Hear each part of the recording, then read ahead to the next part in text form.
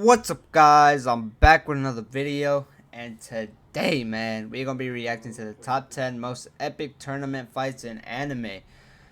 Now, I've been giving y'all so many videos consistently, man. I've been dropping a video every single day. I hope y'all support me, man. Thank y'all so much for the support I've been getting recently, bro. We're at 470 subs now. Our channel is growing fast, bro. We are a family.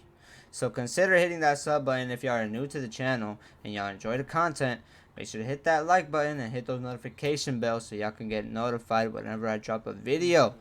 But like I was saying last video, man, let me know if y'all want me to drop 2 videos every day. One will be anime related and the other will be music related. Reactions, both, of course. But anyways, y'all mean a lot to me, man. Thank you. Don't forget to like, share, subscribe if you're new. Let's get right into this video, man. Shit, what the fuck? The tournament arc's truly a wonder of battle shonen. Finally, bro. Finally. I was about to say, bro, if the tournament of power isn't in this shit, I'm gonna go nuts, bro. Cause this shit was the greatest fucking tournament of all time, bro. I'm sorry, bro. I'm sorry. It has to be. Tournament of Power has to be, bro. It just has to. I'd say that probably some of the best moments in battle shonen were born out of these arcs. You know, arcs that feature a lot of gripping combat and even more emotional backstories that get unraveled in the course of a battle. Tournament arcs also provide a good way for the writers to showcase various powers and capabilities of some out-of-focus characters. These are the arcs when dream matches happen. These are the arcs where you suddenly find out how badass that side character can really be. Enough of that though, I'm getting really excited to start counting down my top 10 favorite tournament arc battles in shonen anime. But before anything else, I've noticed that a lot of the people watching my videos aren't subscribed yet. Now that's why I'd like to encourage you to hit that subscribe button to help the channel out and boost its standings on the YouTube algorithm so we can grow this community together. Now let's get started. We start off with Yuno versus Real. Spoiler for me? Spoiler? We got a Black Clover starting? Oh shit. Let's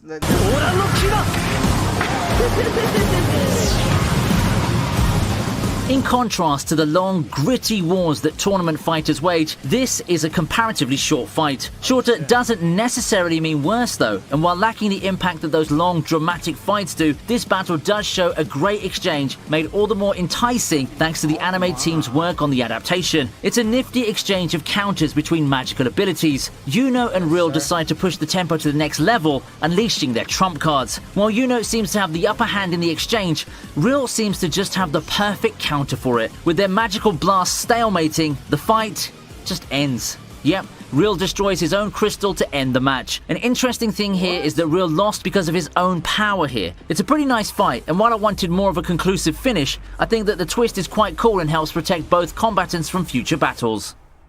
Nah, that actually looks sick, bro. I can't wait to get further into Black Clover.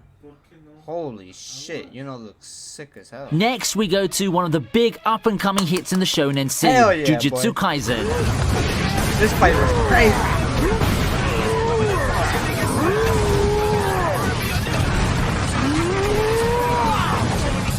I thought Panda Jujutsu lost. Kaisen has been getting a lot of traction due to the sheer impact of the rule of cool. I mean, come on, with so many flashy battles and Mappa's amazing art and animation team all over it, I wasn't surprised to see Jujutsu Kaisen be so well received. I'm also not surprised that we're getting a fight from the series as a representative when I decided to make a top tournaments fights list. Our rep this time is Panda versus Mekamaru. When I first read the scene in the manga, I had some really high expectations, but those were just blown away when I saw how amazing the fight looks in anime format. For first-time watchers, I felt that this could seem a little bit weird actually. I mean, only in Tekken would a panda fighting a mechanical woodman thing make sense. However, all those worries would be flushed away the moment you see how impactful the attacks on the tempo swings in the fight became in animated format, largely thanks to Mappa magic. For those not watching Jujutsu Kaisen, this could serve as a benchmark of what you can expect out of this series, and you are missing out by not watching it.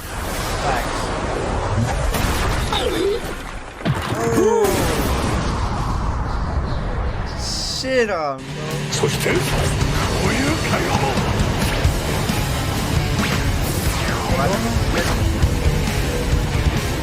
Next is Yujiro versus Kakukayo from Baki. For as long as I knew him, I've always seen Yujiro to be the ultimate last boss in Baki. That much is obvious, but unlike a lot of other supposed endgame villains in anime, Yujiro just seems too overpowered all the way through. I can't see any chink in his armor, and he's just an unstoppable force who simply stomps and bulldozes his way through fighting tournaments. Until though, he ran into Gakugayo. Make no mistake, I never thought that Yujiro would lose this fight, but Gakugayo had a lot of people in the first half by backing the former into a corner. A first half that consists of just a few seconds, but he did make Yujiro second think his relentless assault for a moment. Flashy techniques and all, Yujiro versus Gakugayo is basically a glorified stomp. That doesn't make it any less entertaining. In fact, I'd say that this sudden twist of Gakugayo seemingly having a chance, if even just for a split second, makes the fight worth the watch. Holy shit.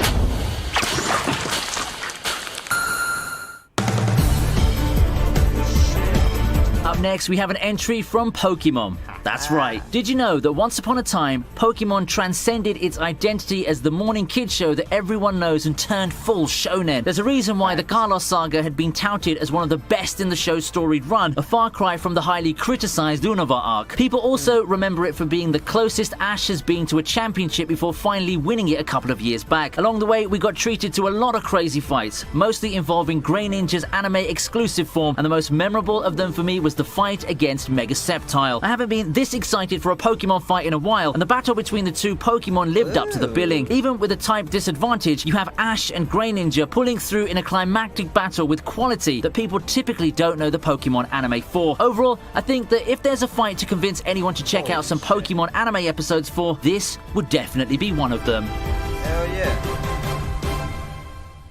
Being a boxing anime and all, it's no surprise that Hajime no Ippo finds its way to the list. It's representative this time, Ippo versus Sendo.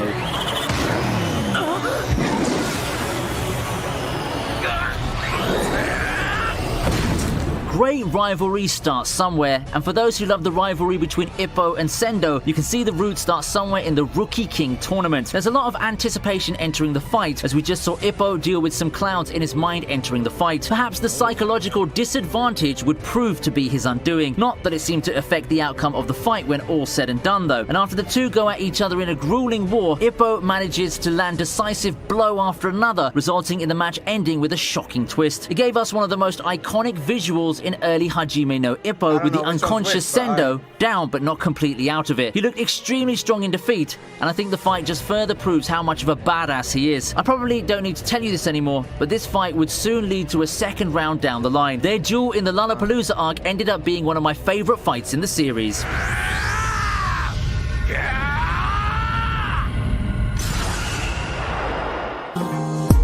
Before we move on to the next entry on the list, I'd like to take this time to thank today's sponsors, ExpressVPN. Skip. You gotta skip those.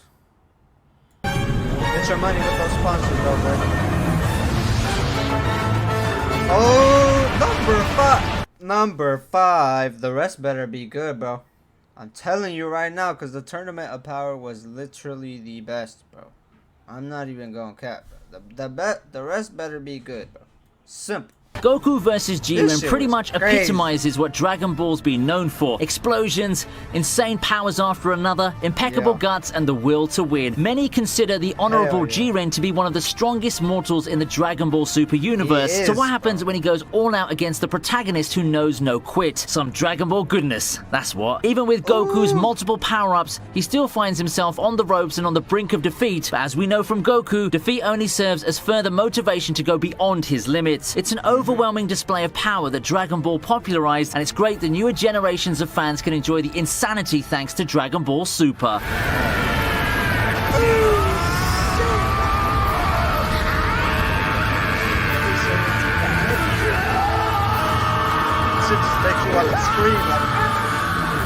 In fourth place is a plucky hero versus an overwhelming force fight in Gon versus Hisoka.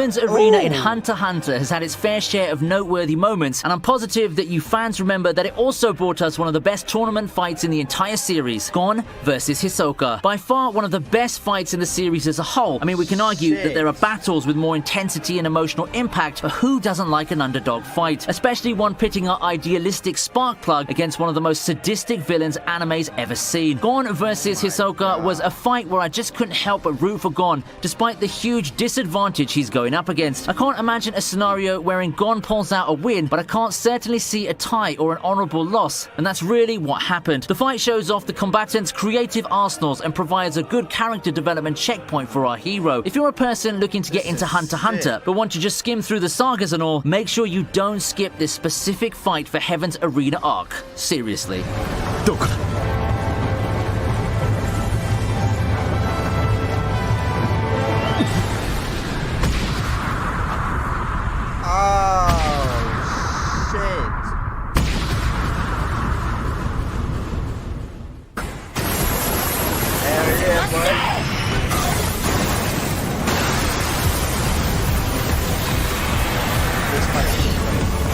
If you ask me who Deku's biggest rival in the series is, I'll answer Bakugo without hesitation. Nonetheless, Todoroki also makes one good secondary rival, a calm and melancholic foil to the boisterous Bakugo. I could talk about the Bro, I ain't gonna lie, man.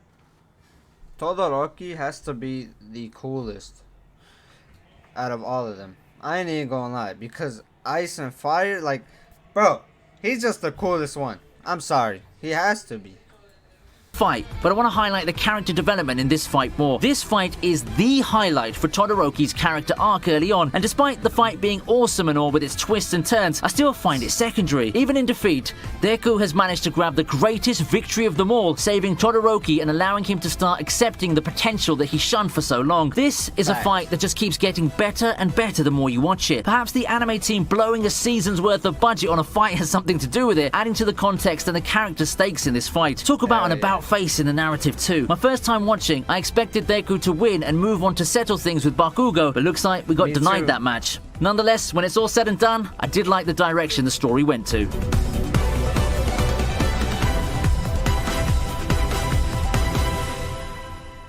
That fight was crazy, bro.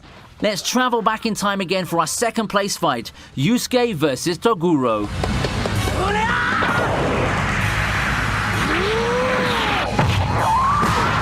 I'm sorry for judging a book by its cover already, but the way it looks, bro, feels like I won't be a fan of this anime. You know what I'm saying? But let's keep watching. How can we have a top tournament fight list without talking about probably the most remembered tournament arc in anime history? The Dark Tournament arc from Yu Yu Hakusho. I even dare say that it's the magic of the Dark Tournament arc that paved the way for the newer generations of anime and their own spins on tournament arcs. Of course, the trademark fight of the arc is the emotional slugfest between Yusuke and Toguro. In terms of the art, I don't think that this fight holds up that much to the best of modern anime, but the emotion is still there. It's still an exciting fight through and through, and as Yusuke tries to dig deep into his Did he just pull out a Kamehameha? You know what I'm saying? He pulled out a Goku.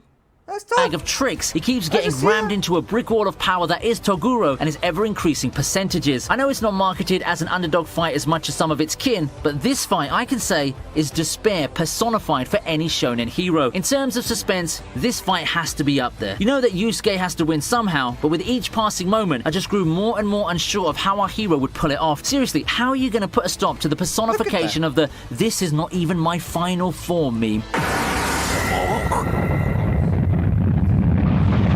That's literally.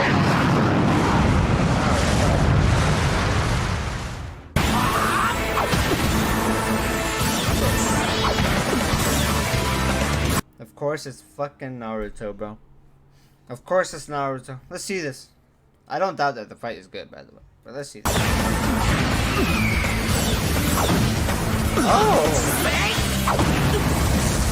At the very top of the list is one of the best underdog fights in all of anime, Rock Lee vs. Gaara. There are lots of memorable moments in Naruto's Chunin exam arc. Among the numerous highlights that you can dig from this treasure of an arc is probably one of the best fights in the series that's really aged beautifully, Rock Lee vs. Gaara. In one corner, you have the stoic killer and arc boss material Gaara. One look and you immediately get the impression that this is the kind of character who'd be left for Naruto to defeat at the end of the arc. In the other corner is comedy mainstay Rock Lee, who's no slouch but has yet to prove himself to be a big threat. It should be a stomp to push Gaara and have him move on, right? No. Rock Lee more than puts up a fight, pushing Gaara to the defensive and overwhelming him. It's not even the standard jobber 5 seconds of offense before getting destroyed. Rock Lee simply spends a lot of the fight outright pummeling and destroying Gaara. Of course, given character hierarchy, that effort doesn't stick, and Gaara stands tall at the end, but you can't deny that the story did a great job of making it seem that Lee had a legitimate chance. The mystique of Gaara being that scary, unbeatable force was gone, and the deed was done by Rock Lee of all people in a super badass showing that makes this my number one pick for best tournament fight in anime. Okay, let's do that.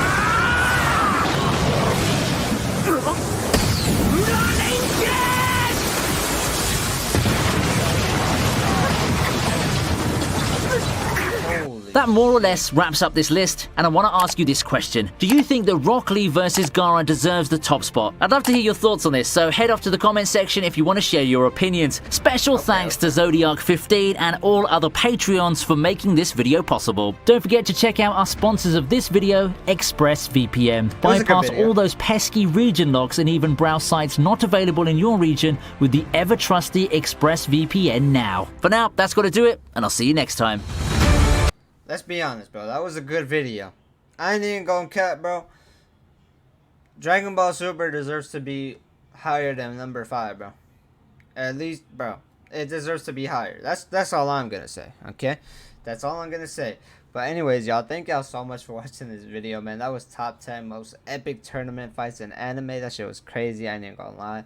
Thank y'all so much for the support I've been getting, bro. We're at 470 subs, man. We're on the road to 1K. I love y'all. Make sure to keep supporting me and make sure to hit that sub button if you're new to the channel, bro. Anyways, y'all, stay positive, stay healthy, and keep that strong mentality, man. I'm out.